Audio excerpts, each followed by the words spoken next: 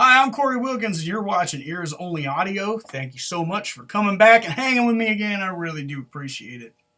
Today I want to talk about one of the biggest mistakes I see novice engineers make. And this comes from a lot of guys who are self-taught maybe, and you don't know this thing until somebody tells you or shows you. So it's about reverb and how to properly set up and use a reverb. Because reverbs can be really awesome and they can completely wash out your mix and make all that hard work you did getting a great sound up until your reverb stage just completely nullified. So I want to show you today how to best set up a reverb for your mix. Don't forget, if you like the videos you're seeing, hit that subscribe button real quick. Maybe share it with a couple of friends who you know might also be making this mistake. Let's get right to it. So what I have in Pro Tools right here is a drum session. I was testing out some different mics and some different placement the other day. Had my sister Laura, who's played drums with me for about 20 years or so, come out and bang on the drums a little bit while I recorded it. And this is our source material that we're working with.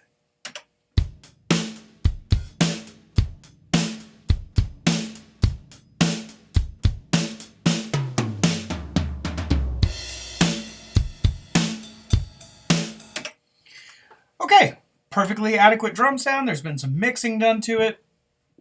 And you just might be saying, all right, let's have a little bit of reverb. And this is the number one mistake that I see from novice engineers or self-taught engineers, and that is how they set up their reverb. Is what I normally see is this. They find the instrument they want the reverb on, and they insert it directly onto the track. Menu 3 item plugin, dyne pitch, reverb, submenu 2 items, plugin. Get our little deverb here. 3, setting auto, snare 8, insert, less than factory, menu 30. Let's go ahead and just grab a preset real quick. Small, short, pulse, plate, bright, press, less than factory. Get the bright plate. Now look what we have.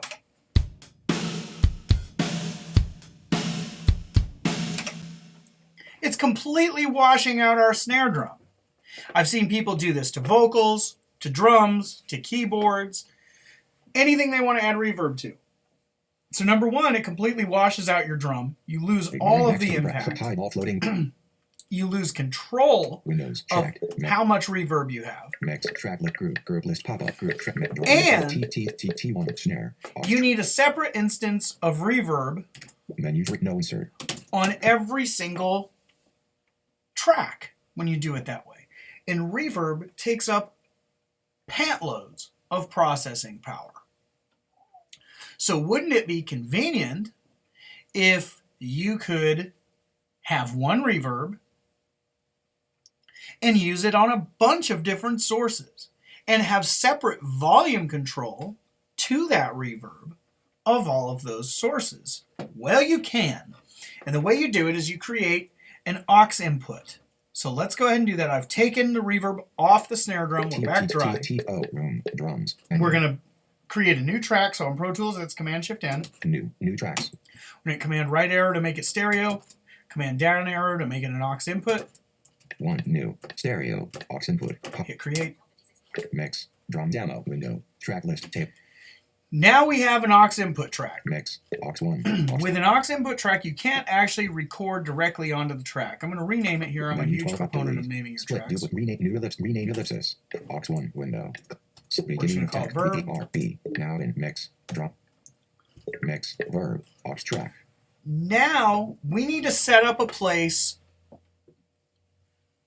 where it's going to receive material from. So the way we're going to do this is we're going to use a bus. Our first available bus is bus 5 and 6. So we're going to set our input for our aux track to bus 5 and 6. I'm going to double tap I. Menu 4 item, insert bus. Choose bus. Go down until I hear bus 5, 6. Bus 3, bus 5, 6. Stereo, press bus 5, 6. Now anything that will get sent to bus 5, 6, any individual tracks that I send to bus 5, 6, it will stop at whatever processing I might have on this aux input track before it moves on to the master fader.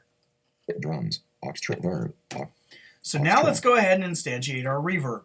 Menu 4 items. Multi-channel plugin. Multi-channel plugin. Dive pitch. Reverb. Delete. Reverb. Reverb. Submenu 1 We'll item. use the same deverb. We'll even use the same bright plate preset. Preset auto verb. A. Less than factory. Menu 3. Pausing. Plate dot. Plate right. Plate right. Librarian menu. So this is the exact same reverb as we just had on the snare that was completely uncontrollable. Let's add it to the snare now. So now instead of having the snare have reverb directly on it, we're actually going to send, we're going to set up a send to that aux input we just created. So I'm going to do Control Command 1. Menu 5 items. Check mark. We're going to go down to bus. Output. Bus. Submenu. We're going to go down to bus 5, submenu, 6. Bus 3. Bus 4. Bus 5, 6. Stereo. Press bus 5, 6. Window. Track selector snare. That brings up a separate window for our send, where we actually have an independent volume fader. Automation aux infinite. Level meter. Snare. Minus. Infinite in vertical. Minus I 100. actually got to set that up to default at 0, and I just haven't done it yet. So now we can bring up this volume fader Minus 54. Minus 50. to wherever we want it for however much reverb. Minus 32 point. We want on the snare drum. Minus 30.0 dB. So we're using the exact same verb, set up the exact same way. But now listen, we're at minus 30 dB that we're sending to it. That's not much. Let's roll it up some more. Minus 24 point. Minus 20. You can start to hear it really coming in now. Minus 16 point. Minus 15. Minus 10.5. Minus 9.0 dB. Minus 8. That actually sounds really good, but we could get more of it if we wanted to. Minus 4.0. That might be too much, so we can pull it back. Minus 9.5. Minus 10 point. Minus 9 point. Minus 8 point. That sounds pretty good. Definitely puts you in a space. Definitely you hear it, but it's not washing out your whole snare drum. So that's one advantage to doing it this way. Here's the other advantage. Hide all floating window. Let's say we want our rooms. Groups. Verb. Drums. Aux track. Room. Audio. We have two track. mics on the room. Now I've processed these pretty heavily because I just wanted to use them for energy. Menu Really five, mangled check them, mark, compressed no them, added some You are actual currently on- like full-on harmonic Output. distortion. Submit. Bus. Bus. We're going to submenu. choose bus 5, 6. Bus 3. Bus 4. Bus 5, 6. Stereo. Press. Bus 5. Window. Target output. Audio output. Pack. Automation save. With button. this, since these You are currently on the are button. panned, Pre/host link panner to We're gonna main. link but panner press to link main. panner to main. Link in 1 That 0 means 1 just 1 0 mute but minus infinite. where infinite, everything's minus coming 1. out in the stereo field is where the reverb will come out. You can also, on Pro Tools, you can do Minus an 50 inverse minus pan 50. for your reverbs, which can be also really cool. Minus 37. Minus 35. Okay, let's Minus just 30.0 solo up dB. these rooms with the reverb. Minus 20. Minus 27. Now let's start adding them in. Minus 20. Minus 17. Minus 60. Maybe we want a minus little more 14.0, reverb on minus our 13, rooms Minus 10.0. Minus 9. than we have on our snare. Minus 1.0. Make them dB. feel further away. Minus 2.0. See, I feel like that might sound really good in a mix.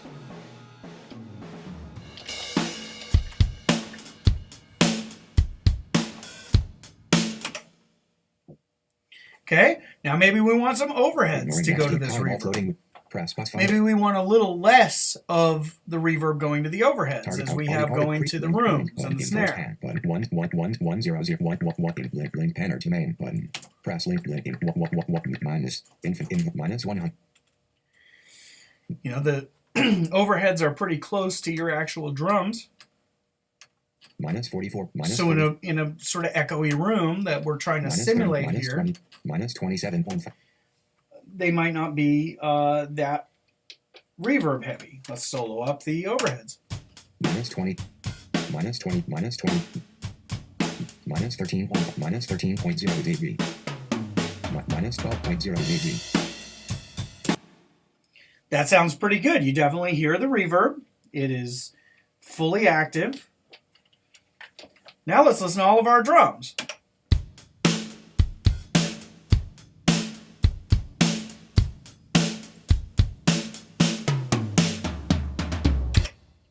We could send our toms to to the same reverb. Now we have one instance of reverb eating CPU power, and as an added bonus, we have independent volume control over anything we want to send to that reverb. So start setting your reverbs up on an aux send rather than just inserting them straight onto the track. It'll save you processing power, and it will definitely prevent lots and lots of headaches as you're trying to figure out how to tame that reverb, and you end up shortening it because that's the only way you can get it out of the way fast enough. But what if it sounded really good long? Why do you have to make that compromise when there's a better way? So in whatever DAW that you're using, learn how to set up an auxiliary input track, an aux track. Insert your reverb onto that aux track, and then send as many of your multi-tracks as you want to over to that one reverb. Maybe you might even want to play around with having two separate reverbs, a short one and a long one. And then you can send different things to the different reverbs, or you can send things to both reverbs. Maybe you want everything to go to your short verb, and then maybe you only want a few things that are already also going to your short verb to also go to your long verb. This gives you so much more flexibility and saves you lots of computer power so that you can use those resources for other plugins that are going to be beneficial to creating whatever sound it is that you're working on. So I hope this helps. I really do hope that you take the time to figure out the little bit of extra routing that goes along with this. It is well worth it because there are just so many advantages. So I hope this showed you how you can really get the most out of your reverbs, and encourages you to stop making this really basic mistake that everybody, I think, makes in the beginning. So let me know. Leave a comment in the comment section. Tell me if you've ever done this and accidentally, placed a reverb directly on a track, and what kind of challenges that presented you. And if you are still doing that and then you start routing them to an aux bus, let me know how much that cleans up your mixes, because you're going to find that they just come out with a lot more impact and punch when you're done with everything. So thanks so much for watching. If you like what you see and hear on Ears Only Audio, please do subscribe. I really appreciate it a ton. Can't wait to see you back next time. I'm Corey Wilkins. Y'all take care.